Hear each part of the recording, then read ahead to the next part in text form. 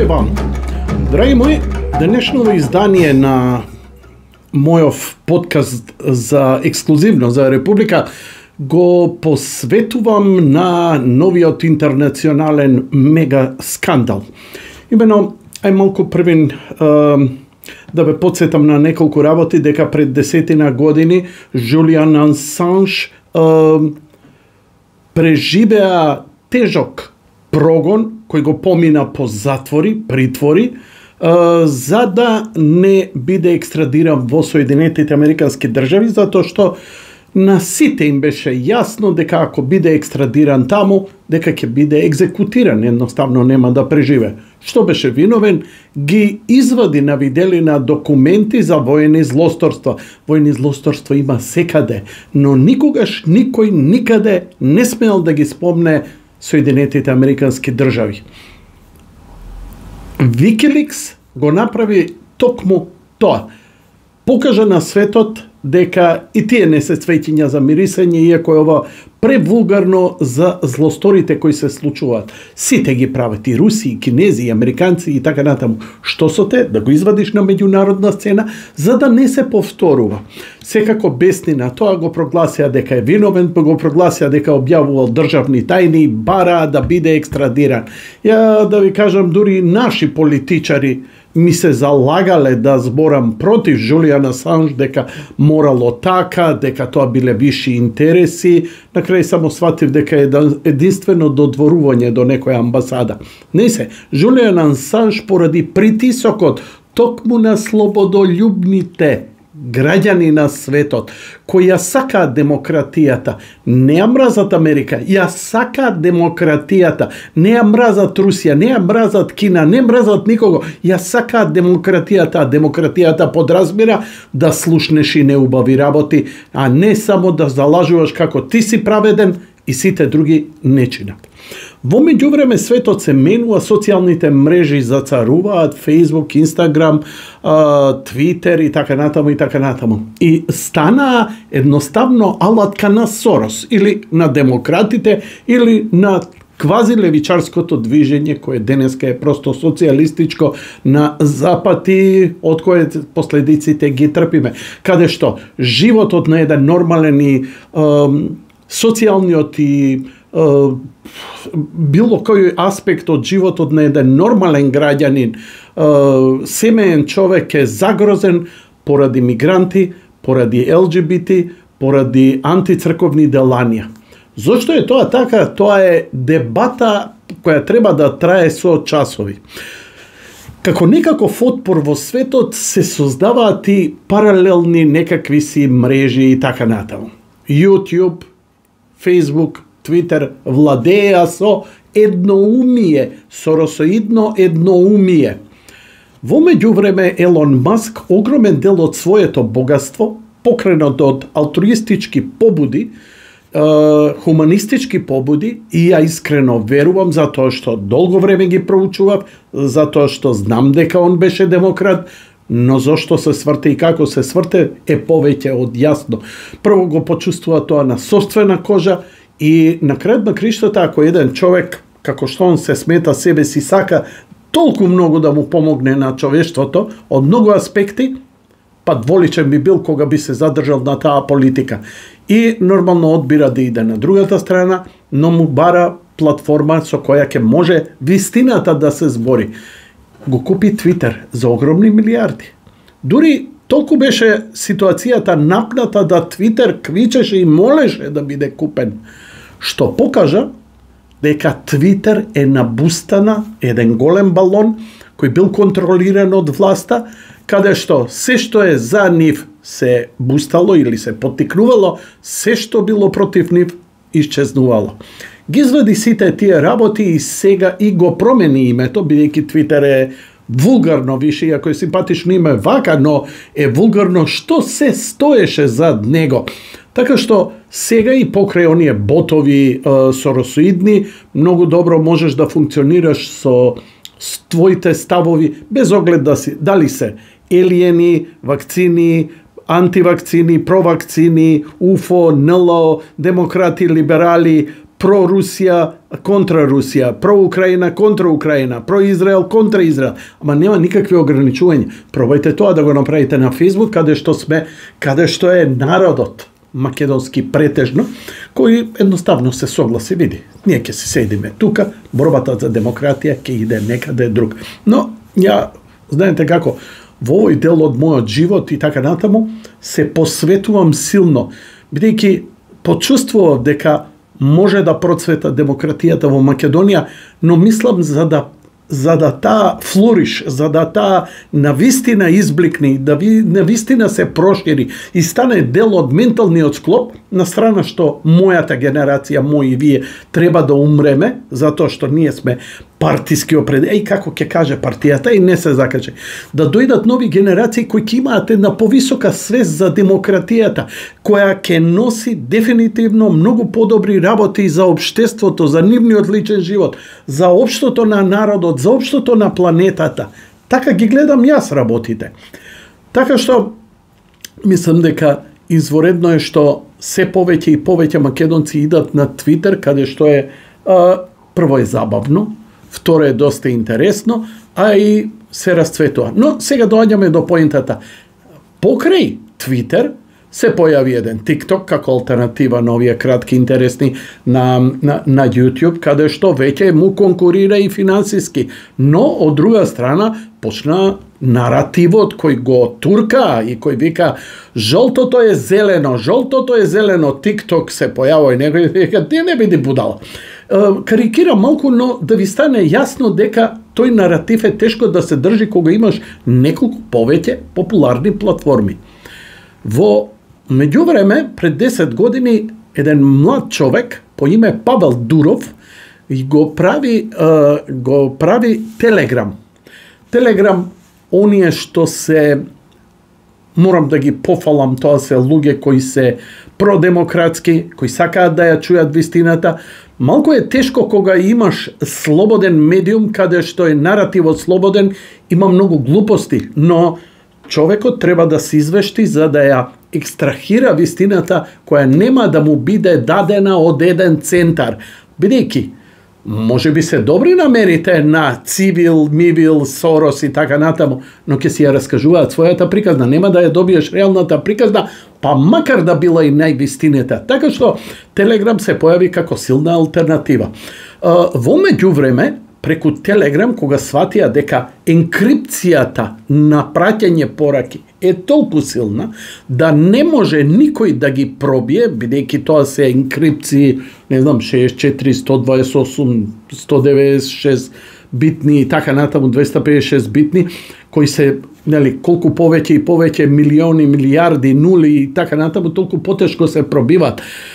На почетокот некаде во 90-тите години сите овие креатори на компјутери, оперативни системи, а секако и Facebook и YouTube, мора со специјалните служби во светот или во нивните земји да им ги дадат кодовите да евентуално, нели, ако терористи, некој се сомнува дека терористите се договараат нешто, drug trafficking, child trafficking, sex trafficking, што е све оправдано, но исто така и значи дека ќе може политички притисок да се врши или да се прислушкува зошто што и како некој разговара. Знаете, Едвард Сноуден вели, многумина од вас не име гајле што ќе бидат прислушкувани, што вашите Facebook профили некој ги чита и ги гледа, но знаете што? Она што вие што ќе го објавите и ќе го запишете е исто како што сте го напишале во вашиот дневник. И во вашиот дневник не го давате никому, тоа е ваше. Зошто да тоа што сте го напишале во вашиот дневник не биде и дигитално на вашиот профил? Ама вие викате, мене не ми е гајле. Ја и онака немам што да кажам. Да, но се работи за фундаментални, основни човекови хуманистички принципи. Ако тебе не ти е важно, некому во иднината, на твоите деца, на твоите пријатели, на твојата партија, на општеството ќе му биде важно у одредена некоја драматична ситуација или помалку драматична и така натаму, да не навлегуваме, но е важно да тоа, ако не ви е гајле за вашата приватност, да ви е гајле за сеопштата, затоа што тоа се фундаментални принципи на човеково битие, на зачувување на собствената интима. Телеграм стана толку јак, толку моќен, само да ја довршам мислата на Едвард Сноуден, кој, нели, затоа што исто како и Асанж откри гадни работи, Западот кој ги прави некои тајни служби, мораше да пребега во Русија. Не дека он нешто многу Русија заради демократија, но си го заштити животот. Затоа што овие се бескрупулозни кога се однесува за нивните најлуцидни, најлукративни, најтемни, најдлабоки шпиунски матрикси. Буквално. Така што Телеграм исто така стана многу популарен, многу користен, а руската тајна служба побара и го повика господинот Дуров да им ги даде кодовите, да можат да ги декриптираат. Они му рекоа нема сите, тие осомничени, но истото го вика и ЦИА, и НСА, и така натаму. Дуров рече, не ви ги давам, мене ми е поважна слободата, одошто парите, одошто било што, ја го направив тоа, он е млад човек, и тогаш уште помлад. И вика, не ви ги давам. И поради тоа, он бега од Русија за да не биде уапсен, бидејќи ако биде уапсен и знаете како, Навални и така натаму и така натаму. Многу полесно него на Запад ќе биде екзекутиран. Многу интересно што во меѓувреме Телеграм се шири абнормално многу. И проблемот е сега кој Павел Дуров се криеше од сите можни власти на начин што не објаснуваше кому и како, каде се движи.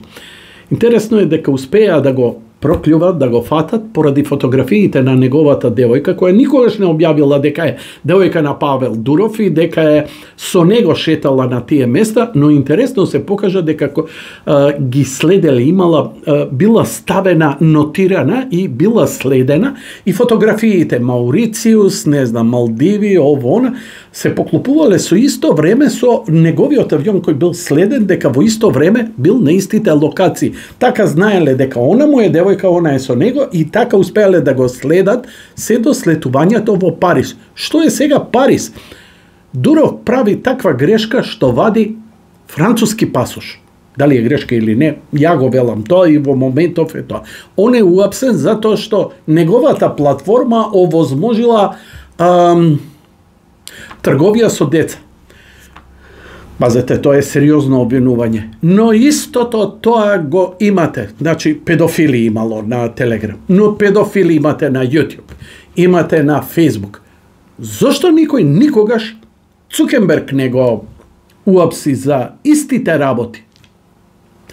За тоа зборам, луѓе. Тоа е многу тешко и нормално, бидејќи повеќе или помалку овие другиве платформи ги имаат и ги контролираат, Телеграм стана место каде што силен отпор на новиот светски поредок се изроди, ама сериозно, од новински агенции, од организации, од NGO-а кои им парираат на распискиве страшно многу. Мислам, ако немате X или бившо Твитер, би требало да отворите. Не мора да сте активни, како поддршка на демократија. Никој не може да ве гони за тоа. Може да ве гонат ако нешто објавите и така натаму. Дури лајковите што ги ставате на Facebook, може некој да види, аха, ти си лајкал жени со големи цицки, значи сакаш такво нешто. Извинете за мојот француски. Аха, си лајкал комунизам, добро, ти си комунист. Си лајкал радикализам, ти си радикалист. На Твитер не може да се види кој лајкал. Ме разбирате? Кога нешто ви се допаднало и сте му дале поддршка, тоа никој не може да го прочита. Што е добро. Зошто да некој знае како јас сум гласал, што сум гласал. Но самиот собственик единствено, тој што го објавил тоа, може да го знае, никој друг. И ваша да си имате одговорност и личен личен однос со тој што го објавил тоа. Дали е личен, дали е тоа личност или е организација, небитно. Така што Павел Дуров во моментов е уапсен, ова е голема вест, бидејќи Телеграм е голема и моćна платформа која служи и за комуникација, која служи и за објава.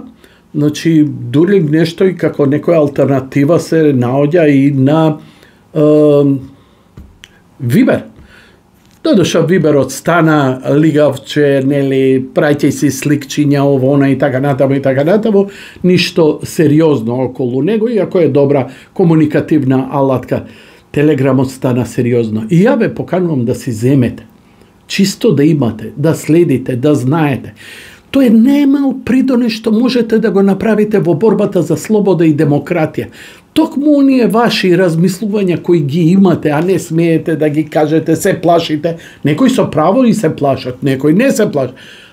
На некој начин посредно сте направиле еден исчекор. Само не останувајте затворени во концентрацијониот логор наречен Facebook, каде што не смеете да писнете, а гледам сите сте тука.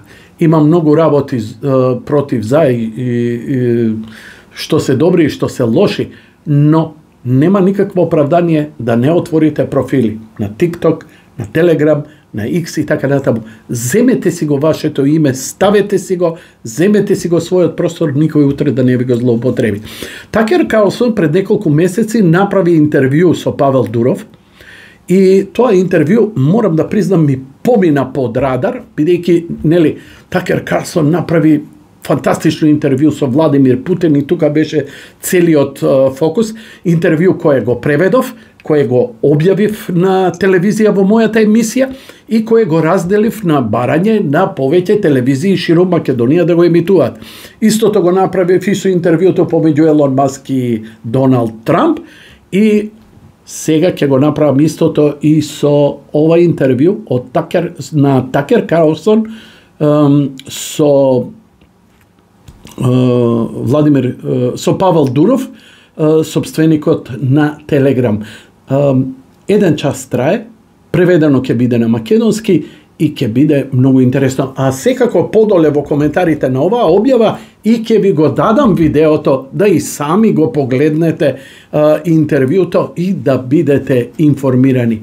Се заострува битката за слобода и демократија. Овие што сега на власт се на запад се спремни да ја уништат цела Европа, да ја уништат цела Америка, само они да останат на власт. Тоа е многу вознемирувачки, тоа ќе биде, може да бидат крвави жртви, тоа може да биде страшно рушење на цивилизацијата, на религијата, на основните човекови права. Јас сакам да дадам отпор. Сигурен сум дека длабоко во себе и вие тоа го сакате. Само мал исчекор треба да направите. Ете, повторно не успеав да направам 5-10 минути кратка, пак ми отидоа речениците, но се возбудувам, сакам ова да го правам и сакам да информирам јавноста. Затоа набрзо уште една. И заврши! Слушајте.